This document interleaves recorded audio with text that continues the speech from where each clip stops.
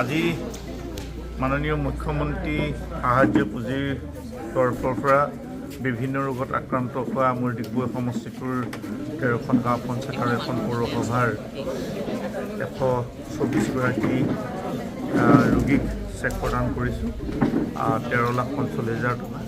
আৰু ইতিমধ্যে বিভিন্ন ৰোগত আক্ৰান্ত হোৱা ৰোগীসকলৰ কাৰণে যোৱা 10টা বছৰত প্ৰায় 5 কোটি টকা আমি দিছোঁ। আৰু বিশেষকৈ দুখীয়া লোকসকলৰ কাৰণে আচলতে বিভিন্ন ৰোগত আক্ৰান্ত হোৱা মেজৰ যিবিলাক ৰোগ আছে, কেঞ্চাৰ, হাৰ্টৰ, নাৰ্ভৰ, ব্ৰেইন টিউমাৰ বা ডায়েলিচিছ কৰাৰ যিবিলাক ব্যৱস্থা কৰিব নোৱাৰে তেনে ৰোগসকলৰ কাৰণে ৰোগীসকলৰ কাৰণে যিখিনি আজি 20-25,000 টকা অৱশ্যে যথেষ্ট তেওঁলোকৰ কাৰণে সহায় হ'ব বুলি ভাবোঁ। আৰু মাননীয় মুখ্যমন্ত্ৰী ডাঙৰীয়াক সকলোৱে একেমুখে ধন্যবাদ দিছে।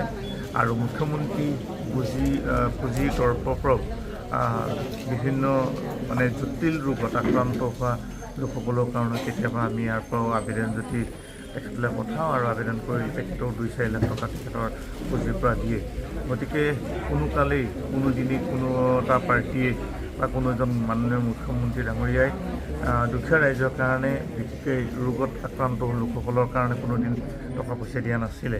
কিন্তু এইখন চৰকাৰে বিজেপি আৰু মিত্ৰদলীয় চৰকাৰখনে কিন্তু আন্তৰিকতাৰে সকলো জাতি জনগোষ্ঠী ভাষা ভাষীৰ মাজত যিসকল দিন দৰিদ্ৰ তেওঁলোকে চিকিৎসা কৰিবৰ কাৰণে টকা পইচাৰ তেওঁলোকৰ যিখিনি দিছে সঁচাকৈ প্ৰশংসনীয়। আৰু মাননীয় মুখ্যমন্ত্ৰী ডাঙৰীয়া ডিগবৈ সমষ্টিৰ তৰফৰ পৰা মই ধন্যবাদ জনাইছোঁ।